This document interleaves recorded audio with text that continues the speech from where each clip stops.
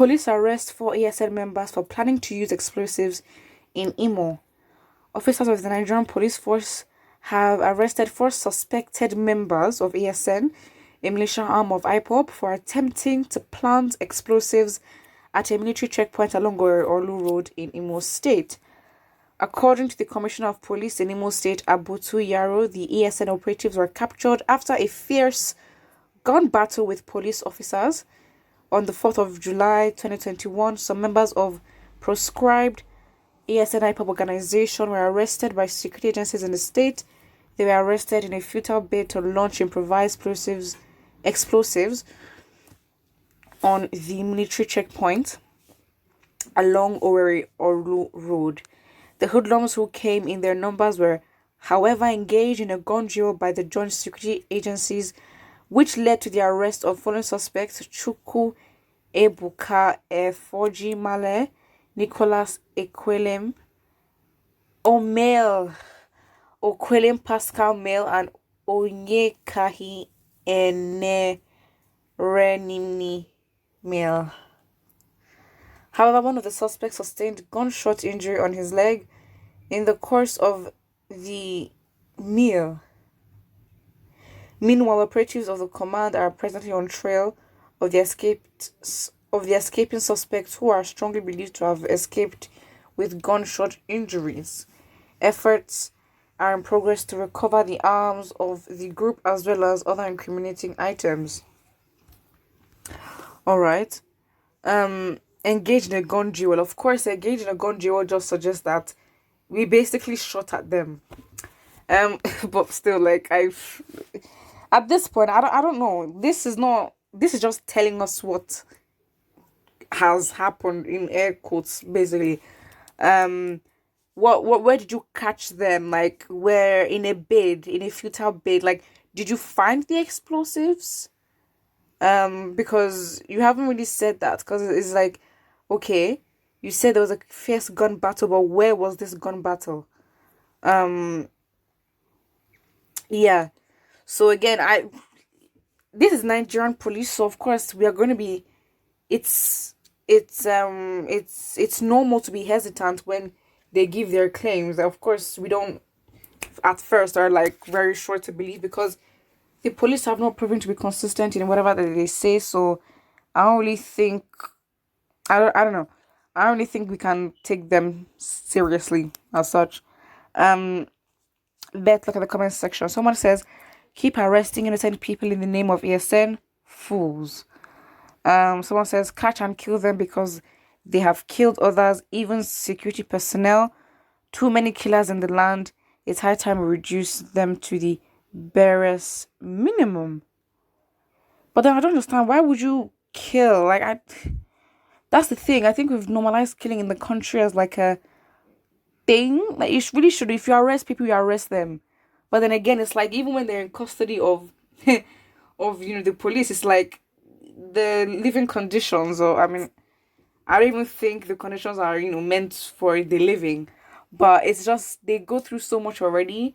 So it's like, you can even compare. I don't know what you can compare it with, but the fact is that just don't kill. Killing should not be the first option, even though custody is not the safest or anything. But you should not really kill them. And Nigerians are out here justifying the fact that they should be killed, and I'm just like, okay, we get it that you don't support. Listen, if there's evidence to incriminate you, you've done something, that is your cup of tea, because you've been caught and you are now guilty and you will face the wrath of the law. It is not, you can't argue against it if you're caught in the act or anything. So again, why I'm hesitant is the fact that this is just seems like they've just told us. There's no proof. We have not heard anything. Especially for the fact that in the southeast, a lot of young Igbo people are being mislabeled as part of IPOB and ASN, and they are not just even arrested. Most times they end up dead. So I'm not really sure. Someone says, so everybody now is ASN, there is Godo. I mean, exactly my point. It's like, now we're not taking these things seriously, because it's like any person that is in southeast, or that they get hold of, in the southeast is seen as part of ESN, and I think that's what this is what people might call ethnic cleansing, which is a strong term, a strong allegation, very strong. But it seems as though the patterns do suggest that. And I think what is scary is that I read the article where the military said that they're still going to have their presence, you know, concentrated in the southeast, even though they've arrested Nnamdi Kanu, because they still think that, the ESN is still trying to attack them, or please, whatever excuse that is. And I'm just like, okay, fine, of course, just say it's an excuse for you to still have your hands and, continue the mislabeling of, young, Igbo youths, and just, taking their lives. Obviously very sad.